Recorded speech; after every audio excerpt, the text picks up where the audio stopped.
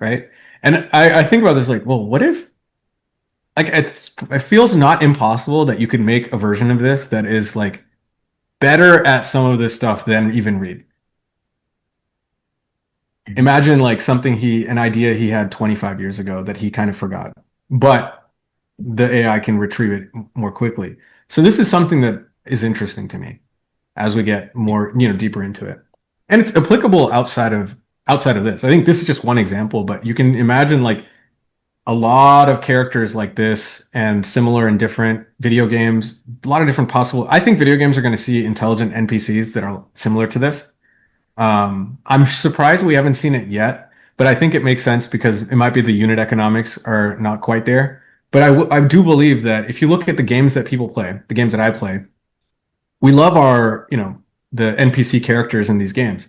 And imagine if they felt real, like very real. Even when you're playing Pokemon, like even if it doesn't speak English, like you get attached to this creature and it has this memory. I mean, it doesn't even have memory, but imagine you give it memory and then it'll feel more real, right? And I think that that's going to happen once these systems end up more inside entertainment and media, traditional entertainment and media. I see.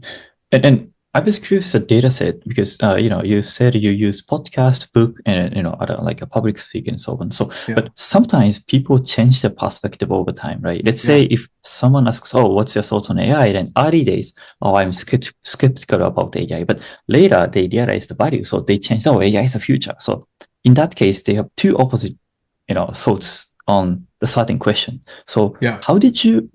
I'm not sure it happened to Reid AI, but if so, how did you make sure the data is correct with his current? So I don't think it's even completely solved yet. I have my own, because I'm like a lonely developer, it's very much like I try to solve like as much as I can, and then I understand that some things are not solved, but eventually we may have time, then we can get better at it.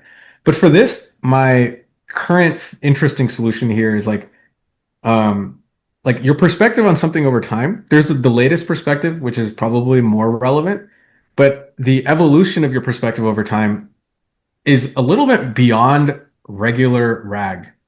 Like it's not like if you look at traditional I call it naive RAG, like top K similarity. Let's go find the 7 paragraphs that are most similar to the question that the user is asking, and then assume the answer is in those 7 paragraphs, which is just like really, it's naive, and that's fine for like low stakes kind of stuff. But then, and this is something I've been using for like a year and a half, is knowledge graphs.